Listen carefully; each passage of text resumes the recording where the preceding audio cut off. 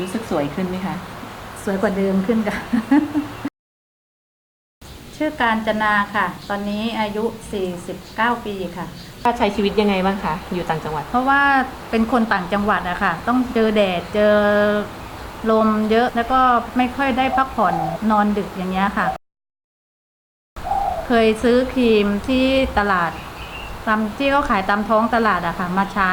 แล้วรู้สึกว่ามันแพ้ตรงแถวเนี้ยค่ะมันจะขึ้นเป็นเม็ดแล้วก็คันแล้วก็บวมค่ะตื่นเช้ามาเนี่ยแสบตาแดงมากเลยค่ะก็บังเอิญว่ามีเพื่อนแนะนำให้ใช้ผลิตภัณฑ์ตัวหนึ่งก็เลยลองเอามาใช้ดู ก็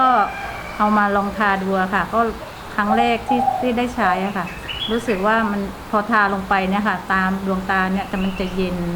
ตื่นเช้ามาก็ไม่แสบตาแล้วก็อาการคันที่ว่าเป็น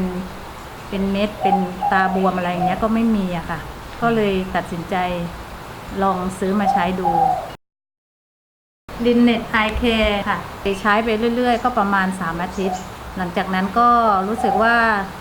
ตุ่มใต้ตาก็ลดลงแล้วก็ริ้วรอยตรงหางตาตรงนี้ค่ะก็จะตื้นขึ้นแทบจะมองไม่เห็นนะคะก็เลย